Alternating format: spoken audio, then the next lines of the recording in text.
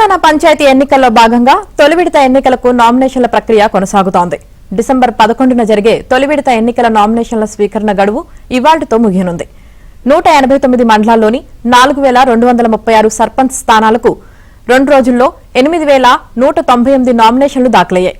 తొలి రోజు 3297 రాగా రెండో రోజు 4901 నామినేషన్లు దాఖలయ్యాయి. తొలి విడత ఎన్నికలు జరిగే 37440 వార్డు సభ్యుల స్థానాలకు గాను నిన్నటి వరకు 11502 మంది నామినేషన్లు దాఖలైనట్లు ఎన్నికల సంఘం వెల్లడించింది.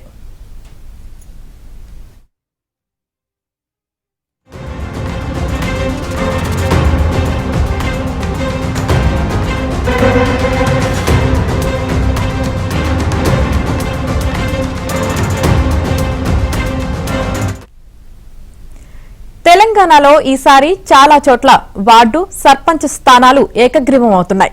సర్పంచ్ పదవులకు వేలం నిర్వహించడంపై ఈసీ హెచ్చరించినా లెక్క చేయడం లేదు. పోటీలో ఉండి పోటాపోటీగా ఓటర్లకు డబ్బు మద్యం పంపిణీ చేయడం కంటే గ్రామాభివృద్ధి కోసం వేలంపాట నిర్వహించి పదవిని ఏకగ్రీవం చేసుకుంటే తప్పేంటని పలువురు ప్రశ్నిస్తున్నారు.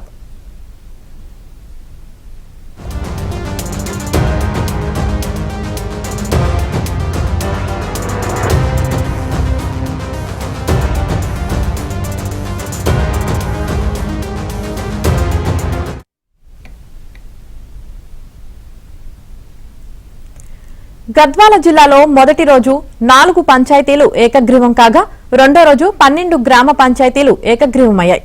గట్టు మండలం మిట్టదొడ్డిలో ఒక వ్యక్తి 90 లక్షలకు పదవిని పాడుకొని సర్పంచ్ సాబయ్యాడు. పెంచికలపాడులో సర్పంచ్ ఉప సర్పంచ్ పదవులకు కలిపి 40.5 లక్షలొచ్చాయి. మలత్కల్ మండలం సద్దలోనిపల్లి గ్రామ శ్మశాన వాటిక కోసం 2 ఎకరాల స్థలం ఇచ్చినందుకు ఓ వ్యక్తికి సర్పంచ్ పదవిని కట్టబెట్టారు. ఇక సర్పంచ్ ఉప సర్పంచ్ వార్డు మెంబర్లుగా ఏకగ్రీవంగా ఎన్నికయ్యే బృందం ఊర్లో రామమందిరం కట్టించాలి. ఇది నల్గొండ జిల్లా నార్కట్పల్లి మండలంలోని దాసరిగూడెం ప్రజలు పెట్టిన షరతు. గ్రామ ప్రజలంతా సమావేశమై ఈ మేరకు తీర్మానం చేశారు. ఖమ్మం జిల్లా కామేపల్లి మండలం జోగ్గూడెం గ్రామస్తులు ఇలాంటి నిర్ణయమే తీసుకున్నారు.